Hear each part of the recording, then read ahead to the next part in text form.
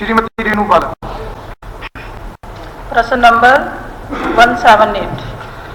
अध्यक्ष जी, नहीं, ऐसा कोई भी प्रोविजन जो कि मैनुअल रजिस्ट्रेशन है उसका नहीं है। और 3 दिसंबर 2020 को एक नया पोर्टल shadi.edisha.government.in बना दिया गया है, उसी पर ही सिर्फ पंजीकरण होते हैं। उससे पहले सर्व पोर्टल ऑब्लिक जो मैनुअल है वो रजिस्ट्रेशन होता था। अब ऐसा कोई रजिस्ट्रेशन का प्रोविजन नहीं है।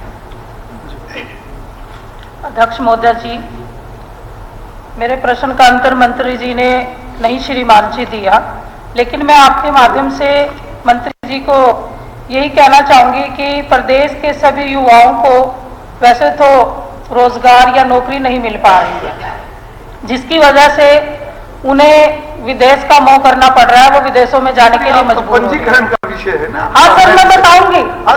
मैं पूछ रही हूँ सर, बता भी रही हूँ। देखो, मुझे तो अपनी बात रखनी है सर, उससे संबंधित। हाँ जी। और इसके लिए कुछ हमारे बच्चे जो हैं शादी करके विदेश में जाने के लिए मजबूर हैं। और सर, जो शादीशुदा बच्चे जो हमारे विदेशों में जाते हैं उनको मैरिज पोर्टल पर शादी रजिस्ट्री करवानी पड़ती है।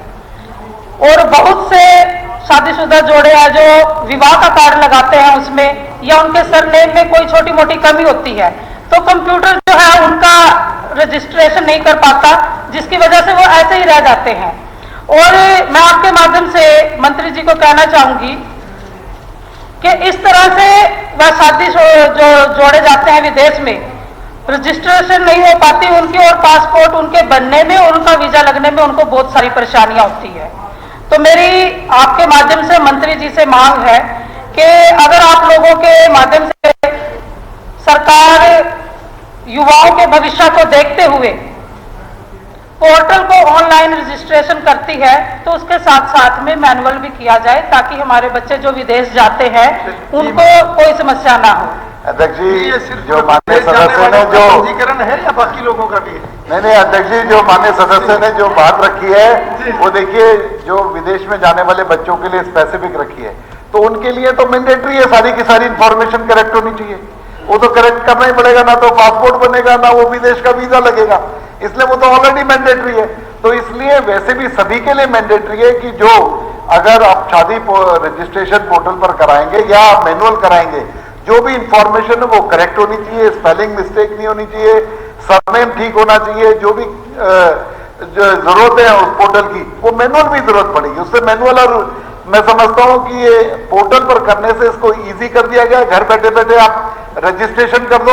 अगर कोई जाकर खुद रजिस्टर कराना चाहता है उसके लिए भी पोर्टल पर अप्लाई करना पड़ता है, और अधिकारी रजिस्ट्रेशन ऑफिसर उसे टाइम देता है, दोनों जने वर और वधु वहां पर जाकर रजिस्ट्रेशन करा सकते हैं।